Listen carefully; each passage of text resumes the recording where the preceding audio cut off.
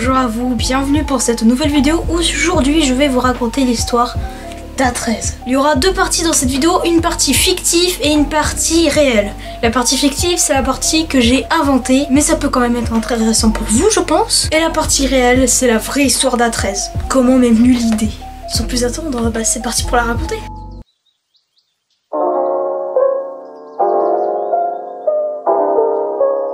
Azerty Productions naît en 2002. La production va très vite s'intéresser au domaine de la télé pour produire des séries et des émissions. À son plus jeune âge, Azerty Productions fait un partenariat avec le groupe M6 pour produire des séries et des émissions. La prod signe pour 40 ans avec M6 pour réaliser les séries et les émissions. Et ils en ont réalisé plein jusqu'en 2005.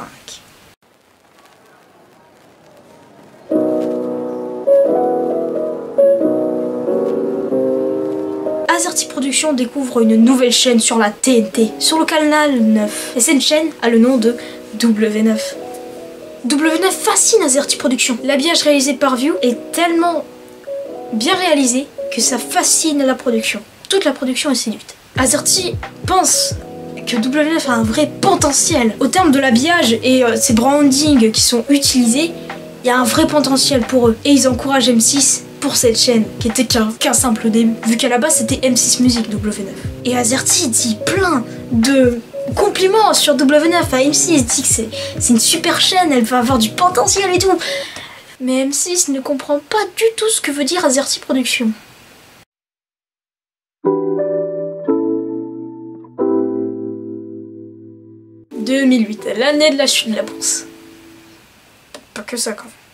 Il y a ma naissance par exemple. En février 2008, Azerty propose une chaîne pour le groupe M6. Mais malheureusement, ils n'ont aucune idée de nom. Ils proposent juste un canal en plus, pour le groupe M6.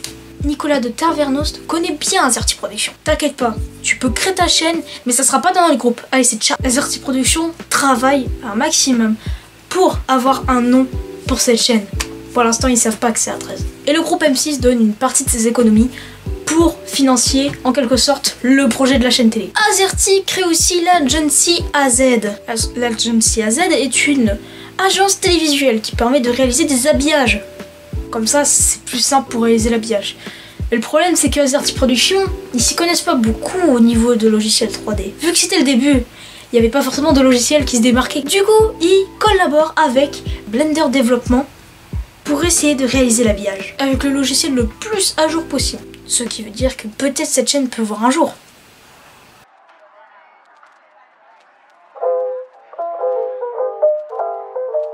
Mars 2008, la première diffusion d'A13. Et il n'y a pas encore de téléspectateurs. Azerty perd un peu foi au niveau de ce projet. Ils se disent que ça marche pas et vaut mieux abandonner. Mais M6 regarde A13. Regarde la chaîne, regarde l'habillage, regarde leur groupe, regarde leur chaîne la plus jeune. Et ils se disent que là ça ressemble un petit peu quoi. Les planches, les jingles, les textes, le style graphique. Et M6, totalement abasourdi, dit que ça ressemble beaucoup trop à W9. Et M6 est un peu déçu d'Azerty. Du coup, ils rompent le partenariat et le contrat. Donc M6 ne travaille plus avec Azerty. Azerty est un petit peu tout seul, même s'il y a Blender. Mais Blender n'y connaît pas grand chose au niveau de la télé française. En 2009, Azerty au bord de la faillite pour la production et tout projet pour essayer de s'éloigner de la vidéo. À ce moment-là, au moment où ils allaient fermer la production, une lumière au bout du tunnel. Mais qu'est-ce que c'est que cette lumière? C'est une agence télévisuelle qui voit un vrai potentiel pour A13.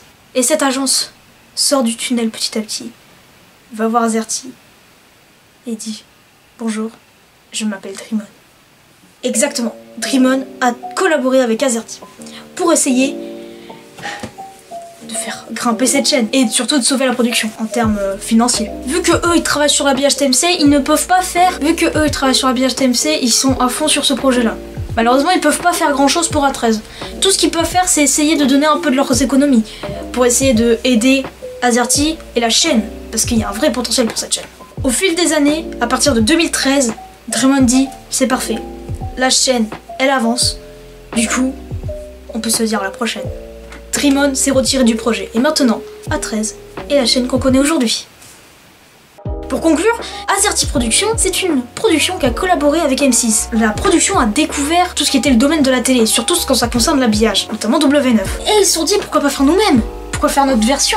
Comme ceci. Et c'est comme ça que la chaîne est celle d'aujourd'hui, avec un habillage très ressemblant à W9. Ils ont réussi à faire leur habillage à la façon W9. Et ça, c'est quelque chose d'incroyable. C'est la fin de l'histoire fictive. En ce qui concerne la vraie histoire d'A13, c'est pas non plus une histoire qui dure très longtemps. C'est arrivé vers fin février, comme la chaîne a été créée le 18 février. Je fouillais des archives avec des amis, des archives de chaînes de TV fictives qu'on avait fait entre nous. Je regardais et tout, et je voyais justement TBLGV qui était la chaîne fictive de Créateur, qui à la base qui était pour Bob Noé, qui était un autre ami. Et du coup je regardais, et en même temps je regardais en parallèle W9. Et je me suis dit, c'est quelque chose que j'ai beaucoup aimé de faire. Et je me suis dit, pourquoi pas faire une chaîne style W9, c'est le truc que je n'ai jamais fait de ma vie. Tout ce que j'ai réussi à faire, c'était MCV à l'époque, ma toute première chaîne fictive. Les plus anciens reconnaîtront. Et c'est ça qui est fou. Et du coup, je me suis dit, pourquoi pas faire une chaîne, donc quelque chose qui m'a bercé dans mon enfance, avec quelque chose d'incroyable. C'est pour ça que je me suis dit, putain, W9 c'est quelque chose qui me passionne depuis tellement d'années. C'est quelque chose que j'ai beaucoup regardé. Bien que depuis 2018 je regarde plus beaucoup parce que ça devient lassant avec les Marseillais. Mais quand même, ça reste une chaîne qui reste dans le cœur de tout le monde. Avec un habillage tellement original et qui pète aux yeux. C'est incroyable. C'est pour ça que j'ai décidé de faire cette chaîne qui reprend exactement le même style que W9 à l'époque. Avec un logo fait par moi s'il vous plaît. Bon bah celui en bois, parce que je l'ai fait avec mon père. C'est quelque chose qui m'a beaucoup passionné en étant enfant. Et je me suis dit, j'aurais jamais cru qu'un jour, je dirais ces mots devant cette caméra en disant que j'ai réussi à faire ma propre chaîne W9. Et oui, c'est un vrai W9 en bois. Je vous laisse le regarder, il est très beau. Nous avons conclu pour cette histoire en rapport avec A13. C'était quelque chose quand même d'assez fou que j'ai voulu faire en concernant une histoire fictive qui parle avec M6. Pardonnez-moi. Qui parle avec M6. Ah oui, j'en ai fait des logos en bois. C'est pour ça que je me suis dit c'est totalement énorme de faire sa propre histoire fictive en plus d'une chaîne qui est elle-même fictive. Pardon. Voilà, ça en conclut. Hein. J'espère que ça vous a plu cette histoire en rapport avec le groupe M6 A13 et W9. Tout ce que j'espère c'est que ça vous a intéressé parce que je vous informe, je ne suis pas du tout écrivain. Je suis juste un réalisateur amateur. Je ne suis pas non plus une personne qui est un génie. C'est un peu fort de dire comme ça. Sur ce fait, je vous souhaite une bonne journée, une bonne soirée. Mettez de la crème solaire quand même, parce qu'il fait un peu chaud. Là, on le remarque pas parce que j'ai le volet fermé, mais il fait vraiment chaud. Moi, j'ai... Salut à vous.